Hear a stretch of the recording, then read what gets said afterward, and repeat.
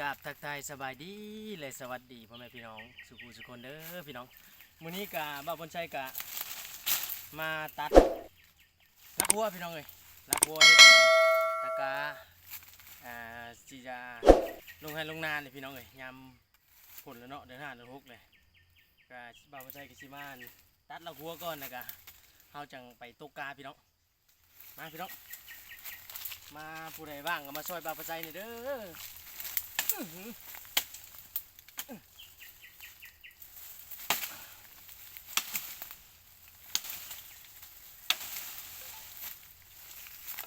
นี่พี่น้องรักหัว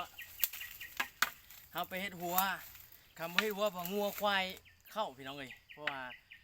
เขายังปล่อยงัวปล่อยควายอยู่ช่วงนี้พี่น้องประมาณเดือน6เดือน7เป็นไรเขาสิได้จับนะเขาก็เลยได้เฮ็ดหัวกับเฮ็ดพองัวกินควายกินแล้ว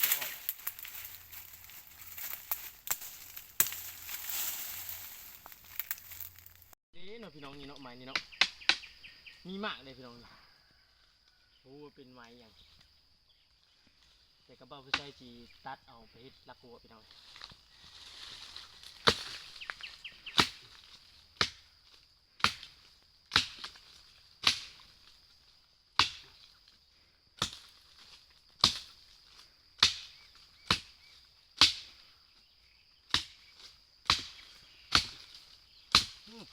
แข็งเลยเงินไหม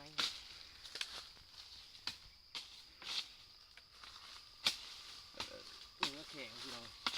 เป็นไม้เนื้อแข็ง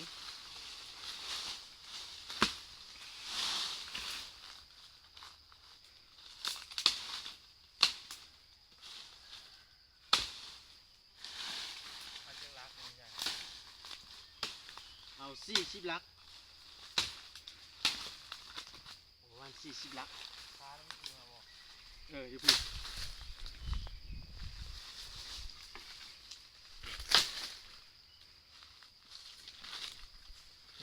ไม้อย่างนี้สิ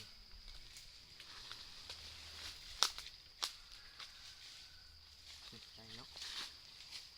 เนื้ออ่อนนี่สิ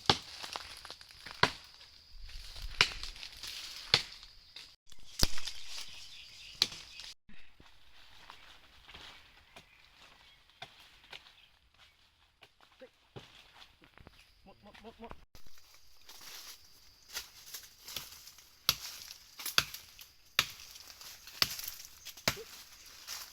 น้ำ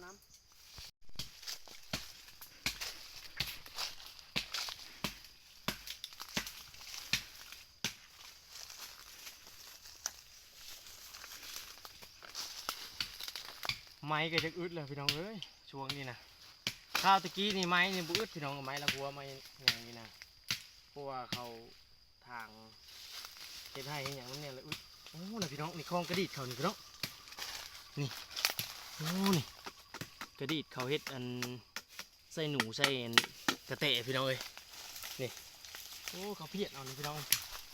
นี่เขาเพียดให้หนูกระเตะมาติดกับดักมาเถอะพี่เลาะมาเถอะพี่เลาะมาเถอะพี่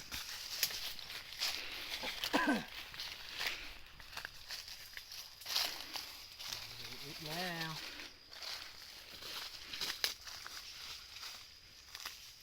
ไม่ถูกตอบ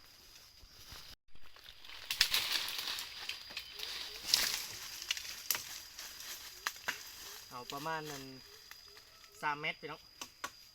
เอาประมาณ3 เมตรไปเขาเอาตั้มมายันงัวดองคว่ำเขาเอาตั้มหนูงัวดองคว่ำเลยอยู่ประมาณ3 เมตร3 เมตรไป4 เมตรพี่น้องเพื่อเขาผังลูกอีเด้เขาผังลูกกับพี่เด้กองวันนี้ก็เลยจังมาบ้านเขาออกเขาจะเก็บออกไปเลยไม้กับไม้เนื้ออ่อนพี่น้องตัวนี้เนื้ออ่อนก็เอาไปป่นด้วยกันแล้วเนื้ออ่อนกับเนื้อแข็งเขาสีเลือกเอาแต่ไม้เนื้อแข็งเบิดผัดมันบ่มีพี่น้องเลย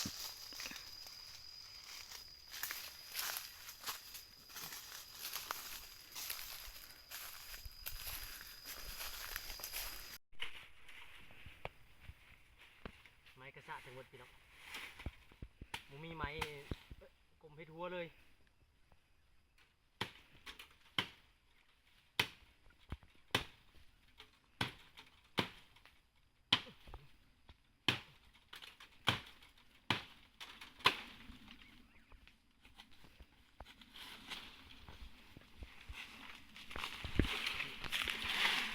งั้นนี่นะพี่น้องเอ้ย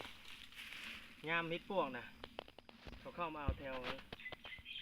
ป่าไผ่ป่าโอกระชะนี่แหละหน่อยเม็ดพวกอ่อนนี่แถวนี้พี่น้องเอ้ย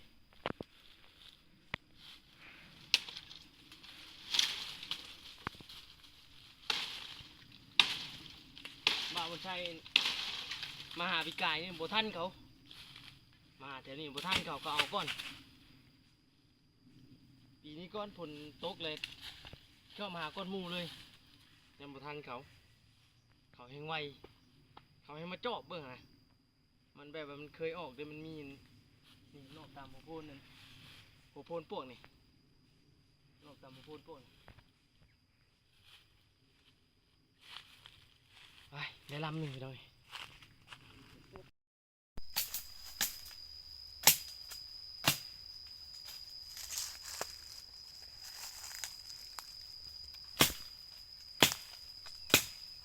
โอ้ไม้เนื้อแข็งตัวนี้แข็งเลยตัวนี้แข็งน้อยแต่แข็งน้อยแข็งไก่น้อยแต่แข็งไก่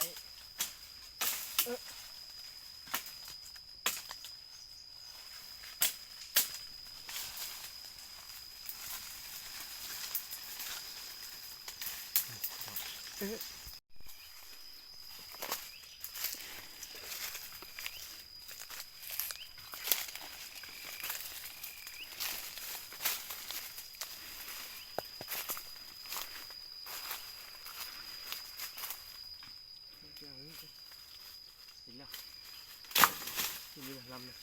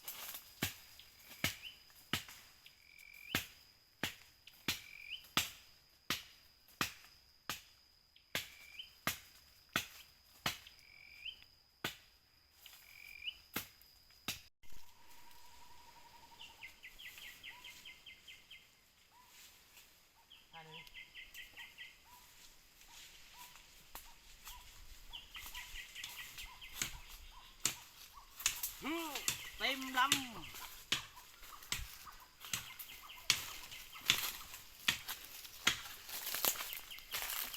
เดี๋ยวจะลำแล้วเอาไว้นอกอีก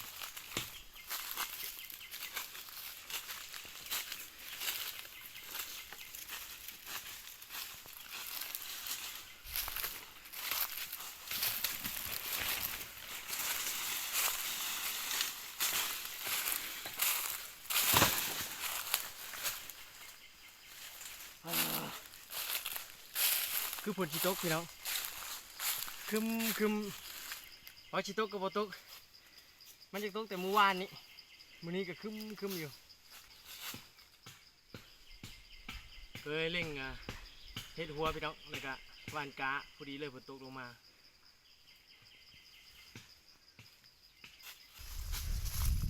คุณไปใช้รถพี่น้องเลยคุณใช้รถก่อนน่าสิพอเลยประมาณหากันได้30ประมาณนี้แหละประมาณ30ที่เอาประมาณ30ปลาย40ปลายพอใช้รถก่อน